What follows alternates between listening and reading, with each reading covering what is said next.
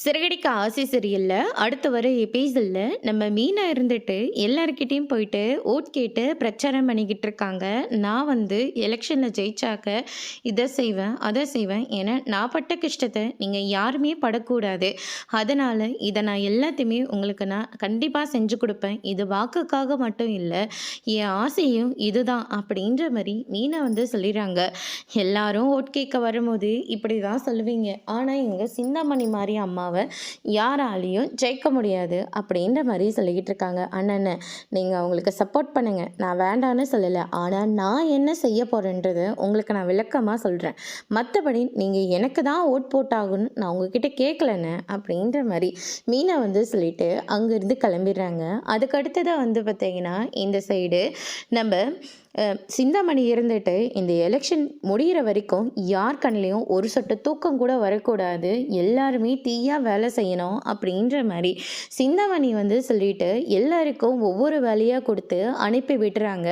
அதுக்கு அடுத்ததாக நம்ம ரோகிணி இருந்துட்டு என்ன ஆண்டி எலெக்ஷன் வேலைலாம் எப்படி போயிட்டுருக்கு அப்படின்னு சொல்லிட்டு கேட்கவும், நல்லதான்ப்பா போயிட்டுருக்கு, ஆனால் பசங்கக்கிட்டலாம் நான் சொல்லலை, உங்ககிட்ட தான்ப்பா நான் மனசார பேசணும்னு நினைக்கிறேன். ஏன்னா இந்த எலெக்ஷனில் நான் தோற்று போயிடணும்னு எனக்கு ரொம்பவே பயமாக இருக்குப்பா அப்படின்ற மாதிரி சொல்லிக்கிட்டு இருக்காங்க. என்ன ஆண்டி இப்படியெல்லாம் நீங்கள் போய் பயந்துட்டு இருக்கீங்க, நீங்கள் இப்படியெல்லாம் பயப்படுற ஆளே இல்லையா? ஆமாப்பா, பயப்படுற ஆள் இல்லை தான், ஆனால் என்ன பண்ணுறது, சூழ்நிலை மாற்றிடுச்சு அப்படின்னு சொல்லிட்டு நம்ம சிந்தாமணி வந்து சொல்லிக்கிட்டு இருக்காங்க. இருந்துட்டு நீங்கள் எதுக்காகவும் கவலைப்படாதீங்க, இந்த எலெக்ஷனில் நீங்கள் தான் ஜெயிக்க போகிறீங்க, என்னால் முடிஞ்ச ஹெல்ப்பை நானும் உங்களுக்கு நான் பண்ணி கொடுக்குறேன். நீ கேட்டதே ரொம்ப சந்தோஷமாக இருக்குது.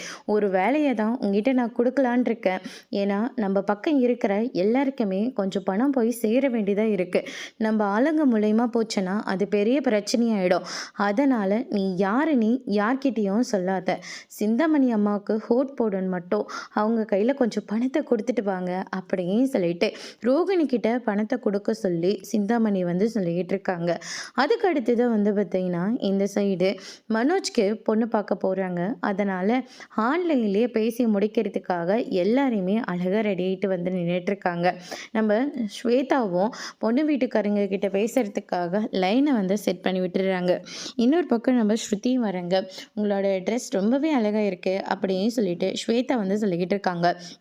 வாமா ஸ்ருதி, எனக்கு அப்போவே தெரியுமா? இல்லை ஆண்டி, நான் மீனா சொல்லி தான் நான் இங்கே வந்தேன் அப்படின்ற மாதிரி நோஸ் கட் பண்ணி விட்டுடுறாங்க. சிந்தாமணி நம்ம விஜயை வந்து ரொம்பவே ஃபீல் பண்ணுறாங்க. அதுக்கு அடுத்ததாக வந்து பார்த்திங்கன்னா எல்லாருமே இருக்கோம், ஆனால் மனோஜை காணமே அப்படின்ற மாதிரி சொன்ன உடனே மனோஜ் வந்து கோட் ஷூட்டோடு வராங்க. டே, ஆன்லைனில் தாண்டா பேச போகிறோம், அதுக்கு எதுக்கடா இவ்வளோ பெரிய பந்தா அப்படின்னு சொல்லிட்டு கேட்கவும், நம்ம கொஞ்சம் ஸ்மார்ட்டாக இருக்கணும்ல, அதனால தான் படித்தவன்றதை காட்டணும் இல்லையா அப்படின்ற மாதிரி மனோஜ் வந்து சொல்லிக்கிட்டு இருக்காங்க. எல்லாருமே பணக்கார கலை அப்படியே தெரிஞ்சிட்ருக்கு, ஆனால் இதுங்க ரெண்டத்தையும் பாரு எப்படி இருக்குங்களோ அப்படின்ற மாதிரி சொல்லிக்கிட்டு இருக்காங்க. மீனாவுக்கு என்ன ரொம்ப அழகாக தானே இருக்காங்க அப்படின்னு சொல்லிட்டு நம்ம ஸ்ருதியும் ஸ்வேதா வந்து சொல்லிக்கிட்டு இருக்காங்க. அத்தை, நம்மக்கிட்ட என்ன இருக்கோ அதை தான் நம்ம பண்ண முடியும், இல்லாததுக்காக நம்ம தேடி அசிங்கப்படக்கூடாதுல்ல அப்படின்னு சொல்லிட்டு மீனை வந்து செம்மையாக பேசி விட்டுடுறாங்க. அதுக்கு அடுத்ததான் வந்து பார்த்திங்கன்னா இந்த சைடு பொண்ணு வீட்டுக்காரங்களும் லைன் கொடுத்துட்றாங்க. அவங்களுடைய குடும்பத்தை வந்து இன்ட்ரடியூஸ் பண்ணுறாங்க. முத்து இருந்துட்டு நான் கார் டிரைவராக இருக்கேன், என் பொண்டாட்டி பூக்கடை வச்சுருக்கா அப்படின்ற மாதிரி சொல்லிக்கிட்டு இருக்காங்க. ஆனால் நம்ம விஜயா இருந்துட்டு இல்லை அவன் பெரிய ட்ராவல்ஸ் வச்சுருக்கான், 2 கார் வச்சுருக்கான், ஒரு வேன் வச்சுருக்கான், அதே மாதிரி என் மருமக வந்து பெரிய மண்டபத்துக்கெல்லாம் போய் ஃப்ளவர் வந்து டெக்கரேஷன் பண்ணி கொடுப்பாங்க அப்படின்ற மாதிரிலாம் கெத்தாக வந்து சொல்லிக்கிட்டு இருக்காங்க. அதுக்கடுத்து தான் நம்ம ரவி இருந்துட்டு ரெஸ்டாரண்ட்டில் ஒர்க் பண்ணுறதா சொல்லிக்கிட்டு இருக்காங்க. அந்த ரெஸ்டாரண்ட்டை நடத்துறது நான் தான் அப்படின்னு சொல்லிட்டு ஸ்ருதி ஒரு பக்கம்னு சொல்லிக்கிட்டு இருக்காங்க. மனோஜ் வந்து ஷோரூம் வச்சுருக்கிறதா சொல்லிக்கிட்டு இருக்காங்க. எனக்கு உங்கள் குடும்பத்தை ரொம்பவே பிடிச்சிருக்கு அப்படின்ற மாதிரி பொண்ணு வீட்டுக்காரங்க வந்து நான் நேரில் வரோம், அப்போ நிச்சயதார்த்தத்தை முடிச்சிடலாம், டிவோர்ஸ் ஆனதுக்கப்புறமா கல்யாணத்தை பேசி முடிச்சிடலாம் அப்படின்ற மாதிரி சொல்லி ஃபிக்ஸ் பண்ணிடுறாங்க. அதுக்கடுத்து தான் இந்த சைடு வந்து பார்த்திங்கன்னா ஓட் போடுறதுக்காக எல்லாருமே ஓட் போட்டுட்ருக்காங்க. அப்போ நம்ம சிந்தாமணிக்கு ஒரே பயமாகவே இருக்குது. எங்கடா அந்த முத்து இருந்துட்டு ஆளுங்களை கூட்டிகிட்டு வந்து அவங்க பக்கம் ஓட் போட வைக்கிறாங்க. ஆனால் நம்ம பக்கம் இவ்வளோ தான் இருக்காங்களா அப்படின்ற மாதிரி ரொம்பவே வருத்தத்தோடு இருக்காங்க. அதுக்கடுத்து தான் நீங்கள் மீனை ஜெயிக்கிறதுக்காக இவ்வளோ தூரம் போராடிட்டு இருக்கீங்க அப்படின்னு சொல்லிட்டு முத்துவா எல்லாருமே பெருமையாக பேசிகிட்டு இருக்காங்க.